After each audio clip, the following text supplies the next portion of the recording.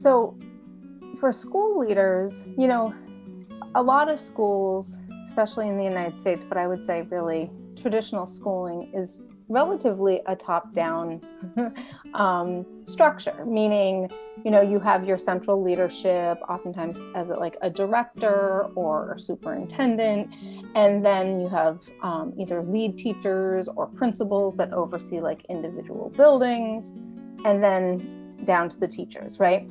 And other staff working in the schools. And so oftentimes there's just a little bit more power and autonomy to leaders in facilitating their work than necessarily what teachers feel. So there's a lot less research on really leader burnout as there is compared to teacher burnout. Just because too, the teachers are mostly the ones that are interacting with students, right? And that's really, burnout is a result of social work stress, and the primary mechanism for teaching is to interact with students, right? So that's where they're typically more vulnerable and they're looked at a little bit more. However, right now, leaders are having to make decisions in a very unpredictable landscape, right? And they're also having to really meet the needs of their staff in very different ways. So staff working in schools are fearful for their physical safety and their own health. They're fearful for being asked to do things that they've never had to do before, they've never been trained to do around educating students. They're fearful for the families of the students that they work with. So there's just a lot of high anxiousness, and sometimes we refer to it as trauma, right? Well, the leaders are in the same they've never led this way, right? This is not a landscape that they've ever been subjected to. There really isn't an end to the workday. I mean, the leaders in our school district, they're going from Zoom meeting to Zoom meeting to Zoom meeting. We used to have just monthly school committee meetings, and they're happening weekly because we have to constantly be monitoring the metrics of COVID spread in our community and be thinking about how we're reopening schools. So all of that has changed kind of what it means to lead. And what's happening is that there's really not a lot of space for leaders to take a break, to engage in self-care. And so, they're feeling, because they don't necessarily know how their choices are making a positive impact on their school, they're feeling reduced feelings of personal accomplishment. They're not able to meet their staff needs completely because there's certain aspects of what we're doing that none of us have control over. We're kind of on that human playing field now where everybody's exposed to the effects of COVID equally. Yeah. And I think it's interesting that you mentioned the hierarchy, that it's in almost, I would assume it's universal, in schools.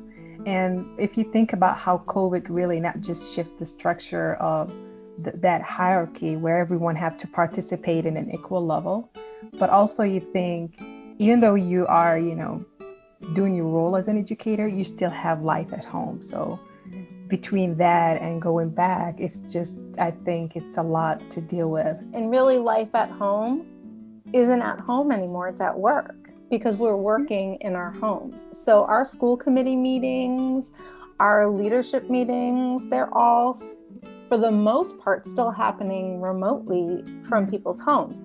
We do have, now that schools reopened, the staff are in the schools, and some of the schools have students in them, but not all of them. So sometimes you do have Zooms from within school buildings.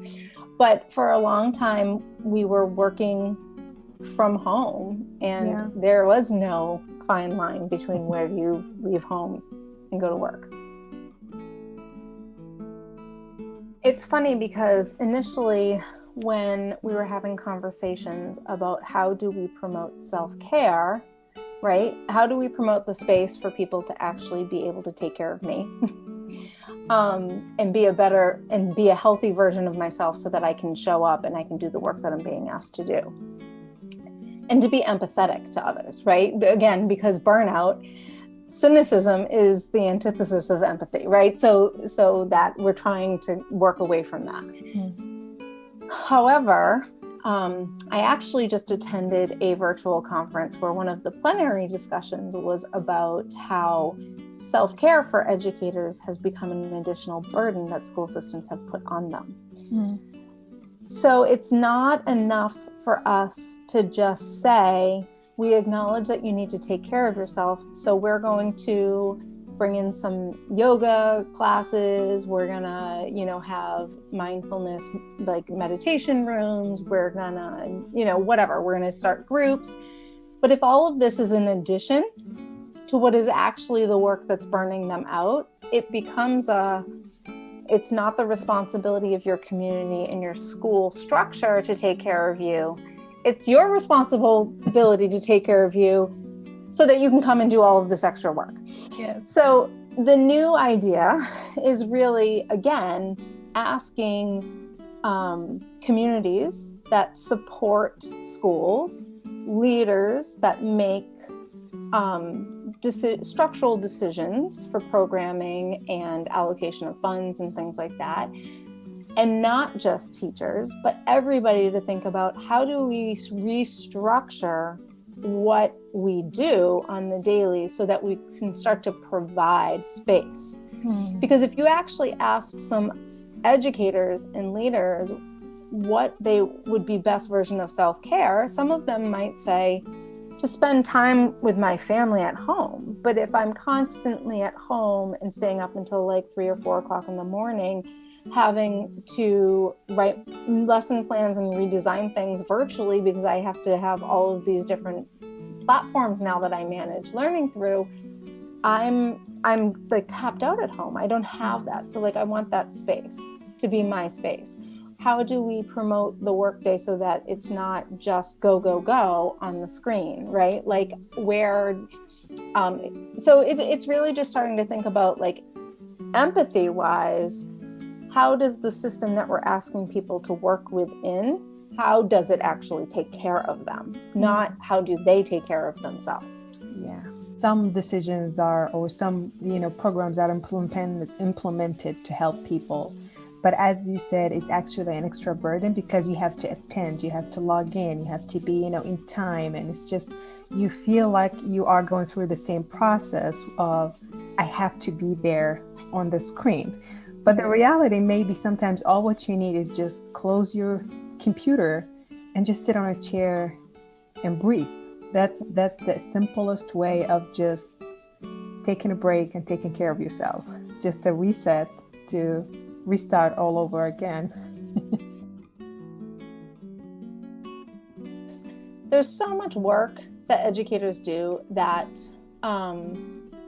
people outside of education just don't understand, like, to what degree, right? So, so we have grading, right? We have feedback on work.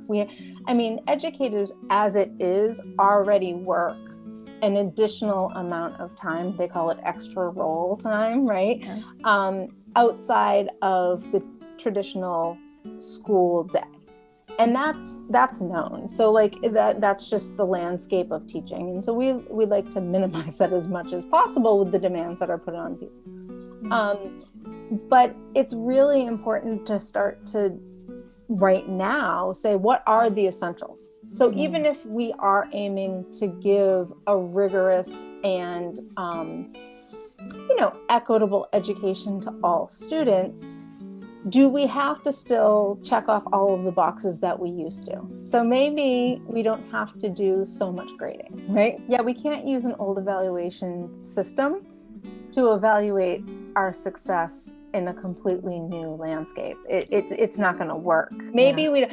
So it's really taking a deep dive and reflecting together to say, where do we kind of shave off some of the things that we don't have to have? Yeah, I think it's, even though we deal with all of these burdens and uncertainty and everything is shifting, we also even questioning with AI became, like the replacement now to support teachers and all that.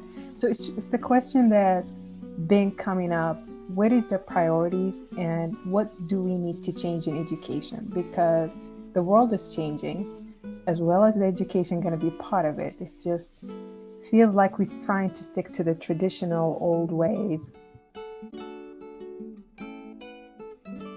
It's absolutely essential to not get caught on the hamster wheel. And what I mean by that is, it's almost like right now in school planning, we have to race to put out the fires. And so I think we need to know where we have control to stop for a second and to be really strategic in how we're doing what we're doing, and not rush to make decisions just because we have to have solutions in place. And for example, like what I was saying about is really stopping and looking at the time on learning. So, there's state accountability that we have to have students for time on learning. So this isn't just falling down onto like school leaders, but this is also state leaders and saying essentially, maybe there's different versions of time on learning. Could there be, maybe there is academic time on learning, and then there's community engagement time. Like, I don't know, there's so many, I don't have the solution, but it's coming to the table and actually having innovative discussions that are person-centered. And really that's my tip, is like, definitely knowing your values and what your vision is for your community and revisiting that, and for your school, and making sure that when you're driving decisions that you're saying, are the choices that we're making really driving us towards that vision, and is it human-centered? Like, that's it. And being vulnerable to each other, being empathetic, and just engaging and providing the space to have those conversations and check-ins with each other. Thank you so much, Kim. That was a really great conversation. It was awesome.